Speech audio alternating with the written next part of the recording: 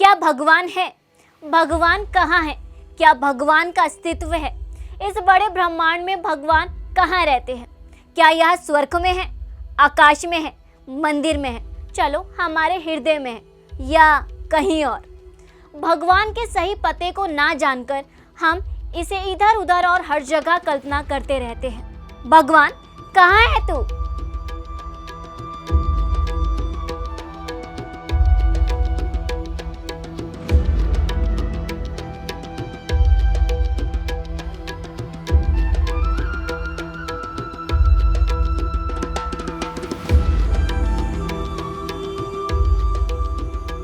नमस्कार, आप देख रहे हैं सुदर्शन तक और मैं हूं आपके साथ सोनम गुरु।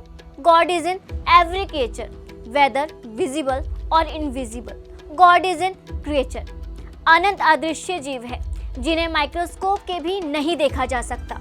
भगवान उन सभी में रहते हैं।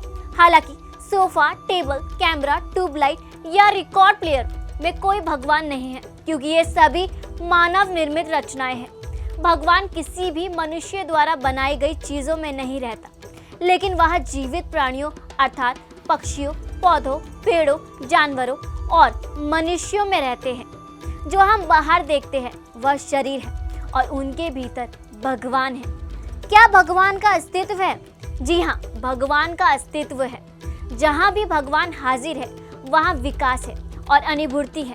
भगवान सभी जीव में शक्ति के रूप में निवास करते हैं और इस शक्ति की उपस्थिति में हर जीव आगे बढ़ता है। उदाहरण के लिए, यदि हम एक गीले कपड़े में अनाज भिगोते हैं तो वे बढ़ेंगे, क्या यह नहीं?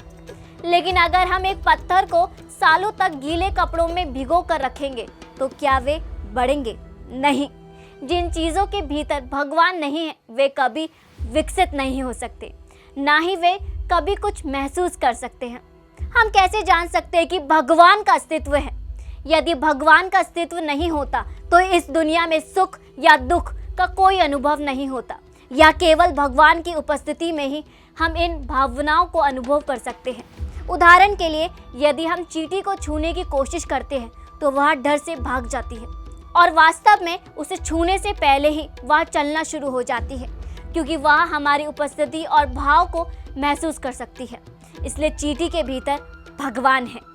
जबकि अगर हम एक टेबल को उठाते हैं और उसे तोड़ देते हैं तो टेबल बिल्कुल नहीं चलेगी, क्योंकि वह जीवित नहीं है और वह कुछ भी महसूस नहीं कर सकती। जबकि अगर हम एक टेबल को उठाते हैं और उसे तोड़ देते हैं तो टेबल बिल्कुल नहीं चलेगी, क्योंकि वह जीवित नहीं है और वह कुछ भी महसूस नहीं कर सकती। इसलिए टेबल के भीतर कोई भगवान नहीं है। जहाँ भी हम विकास और भावनाओं को देखते हैं हम जान सकते हैं कि भीतर भगवान है। आसान प्रमाण है। निर्जीव वस्तुओं में कोई भगवान नहीं है और इसलिए वे विकसित नहीं होते, ना ही महसूस करते हैं। अब जब हम जानते हैं कि भगवान हर जीवित प्राणी के भीतर है तो हम भगवान को कैसे देख सकते हैं?